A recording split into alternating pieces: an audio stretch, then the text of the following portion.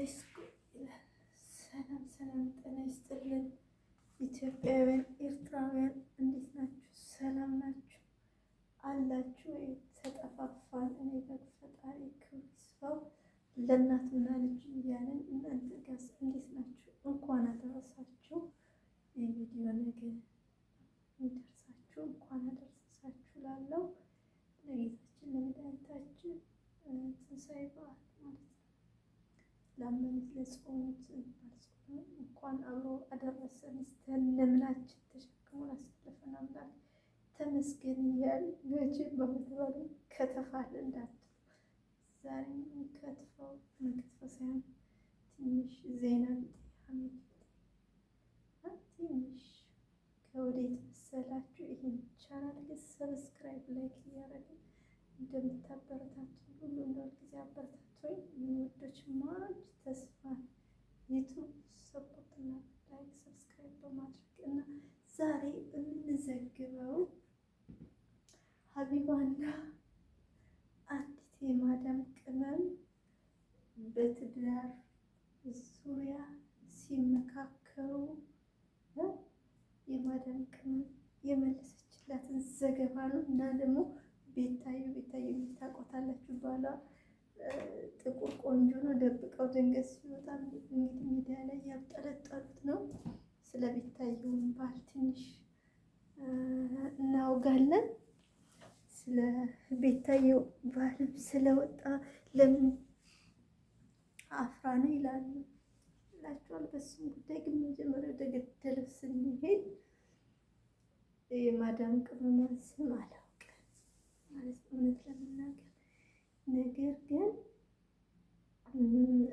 ሀቢባ እንግዲህ እንደማቋቋ ደስ ይለኛል፣ ይመችኛል በጣም ማለት ነው።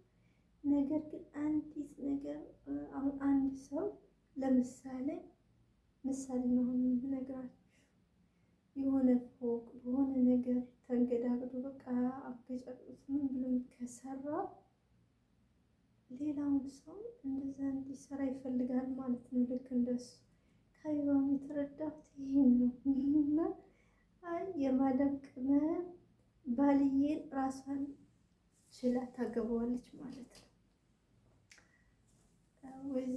ወይዘሮ የምትባለው ወይዘሮ ሀቢባ ደግሞ በጣም ነው የምወድሽ። እሺ ግን ብዙ የማዳም ቅመሞች ሴቶች መወለድ ጥሩ ነው፣ ግን ለምን ወንድ ሳይችላችሁ ለምን ታገባላችሁ? ሁሌ ትናገሪያለሽ፣ ያቋምሽ ልክ ነሽ። ነገር ግን የማዳም ቅመም ጋር ተከራክሮላችኋል። ስሟን ባላውቅም ፎቶውን ከሀቢባ ጋር ላይ ለጠፋ አድርጋለሁ መጨረሻ ላይ ማለት ነው። እና የቤታዩን ግን አልጠፋም፣ ስሟ ብቻ ይበቃል ቤታዩ ያለችዋለሁ። ከዛ አንቺ የምታገቢው ወይኔ ግን እኮ አንዳንዴ ወደዛ አስቸጋሪ ነው። እንደዚህ ምን ወንድ ልጅ ቤቱ ካልናራ ታዲያ ስሜት አስቸግሮሽ ነው አለች። ቅር ይበልሽ ሀቢባ ይቅር ይበልሽ፣ እኛም ለምንቦጭቆ ይቅር ይበል እና የማዳም ቅመም ደግሞ ሾር አለች። ሾር እኛ የምናገባው ለመብዛት ፈጣሪ ምድሩን ሙሏት ስላለን ችለነው ለመብዛት እንጂ ያ ነገር አብሮን ሁሉ ጊዜ አበስገበርጉ የምንለው ነገር ይቻላል። ሰብስክራይብ እያደረግን ፈታ እንበልላለሁና እኛ አብሮ ሳይሆን ፈጣሪ ተጋቡ ዘር ነው፣ ዘር ፍለጋ ነው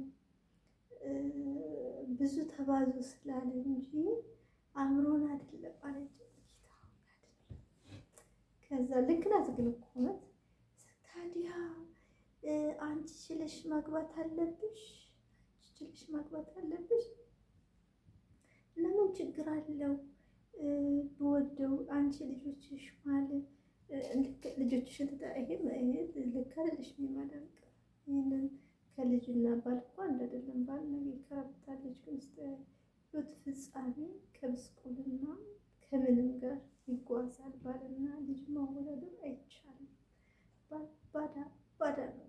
ስንት ፈረጥኩ ብሎ ነገር ከርበት ያደርጋል። ከልጅ ጋር ልጨርስላችሁ ነገሩን። ከዛ በኋላ ታዲያ ባል ቤት ካላሟላ ትልጫለች ማለት ነው። ቤት ካላሟላ ከእንትን ካላረገ ምን ይሰራል አይደለም። አቢባዬ ደግሞ አጥፍተሻል ስልሽ ልጅቷ እንዳለችው በእርግጥ ሁሉንም ነገር ችለን እናንተ ሳይሆን ሰው ልጅ ትክክል ነው። ሰርቶ ኖሮ ፍሬ ያምረዋል። አንድ ሰው ብር ከሌለው ደግሞ ግዴታ ፍረጥ አይባልም። ሙሉ ለሙሉ ሳይ መቼም ምንም ቢሆን ትንሽ መንገራገር ሊኖረው ይችላል። ሙሉ ለሙሉ ሴቷ እኮ አልጋ ላይ ምግብ አታቀርብለትም ወይ እዛው ተኝቶ አታበላም። ተጥጦም ግዴታ ነው። ወዝ ቢልም 100 ብር 300 ብር ቢያመጣ የሆነች ነገር ይኖራል። ማንኛውም ሰው ከ18 በላይ እድሜ የሆነ ሰው ማለት ነው። እና አቢባዬ አንዳንዴ ትንሽ በቃ እኔ መስመር ይዤ ሄድኩና ሌላው መስመር ይዞ ይሄ በእኔ በኩል ማለት ስህተት ነው። ምክንያቱም ያለው ቢኖር ደስ ይላል እኮ የተሟላለት ማንም ሰው አይጠላም።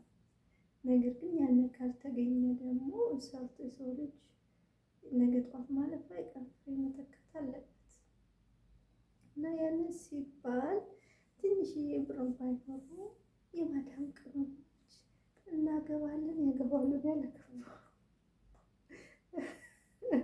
ሲያገቡ ወይዘሪት አቢባ ይዛ ሞልጭ መበላታቸው ሽሞልጭ ግን ማግባት ላይ ትሞልጭ እላለሁ። አቢባዬ ይሄን አስተያየት ነው። ደግሞ አድናቂሽ ነኝ። አንድ ቀን ቤትሽ ገብኝ ማለት ይፈልግሻል አቢባዬ እና ስህተት ነው ማለት ነው። እንደኔ የማዳም ቅመሞች እናቴ ሰርታችሁ አግቡ፣ ውለድና አግባ ከተገኘሽ እሺ እላለሁ። አቢባዬ ምክርን በስሱ ማስማትም ጥሩ ነው። ሳይበዛ አንዳንዴ ምክር ሲበዛ ከዛ ወደ ቤታዮ ሲሄድላችሁ በታዬ እንደሷ ቆንጆ እንደሷ በቃ የሚመጣጠናት እንግዲህ አበሻ አይደለም። አበሻ ማቢሆን እስካሁን ፈላልጦ ይዘረግፍሽ ነበር እናቴ። ሌላ ወንዱ ሽክርክር ብሎ ሰርቶ የሚያበላ ባሏ ድንገት እንግዲህ ላይፍ ላይ በቅ ይላል። ልክ እንደ ሊያሾው ልጅ ደሳል ብድር እንግዲህ በብድር ሲገኙ እንግዲህ እንደዚህ ነው። ልክ ሲል ቤቢ የቀረውን እንግሊዘኛ ሳልጨርስ አቤት አለ ምን ነው አለ። ከዛ እንግዲህ ላይፍ ላይ እንደውም ተደናቀ ሰው ከመቼው ከጨምጨም አድርጎ እነዚህ ሁሉ እየተራመዱበት ነው እላችኋለሁ። እና ብዙ ጊዜ ይሄንን ስለ ቤታዮ ማነሳው ምንድን ነው ቤታዮ ምናልባት አፍራበት ላይሆን ይችላል እንደኔ። ምክንያቱም እሷ ሚዲያ ስለሆነች ባሏ እንዳይነሳባት ፈልጋም ሊሆን ይችላል። ግን ብዙ ጊዜ አሁን እንሰማው ባላለች የለኝም ፍቅረኛ ምትልክ እንግዲህ ቢሰማት እኮ አበሻ ቢሆን አማርኛ ቢሰማ አለቀላት። ብዙ ጊዜ ሰምታችሁ ከሆነ ፍቅረኛ አንዴ ኤርትራዊ ትላለች። ዛሬ ወጣ እኮ የቤታዮ አንዴ ኤርትራዊ ነው ትላለች። ከዚህ በፊት ግን ሊያሾው ጥቁር ሌላ ሀገር ዜጋ እንደሆነ አፈንድታ ነበር። እሷ ግን አይደለም ብላ ነበር። እውነት እያደር ይወጣል እንግዲህ ያሉት ትልቅ ሲል ያለው ፈትለቅ ይላል። እንግዲህ እኛ ደግሞ ለቀምቀም አድርገን ዘገብ እናደርጋለን ማለት ነው። ከዛን በጥቁረቱ እውነት እኛ እኮ ብንነጣ ምን እንል ነበር? ነጭ ብንሆን ነጮቹ ምን ይሉ በእውነት በጥቁረቱ በጣም ነው የሚዘባበቱት። ጂጂን በሏት እንግዲህ ቤታዮ በጥቁረቱ ትምህርት ላይ ሆነ ብዬ አስባለሁ።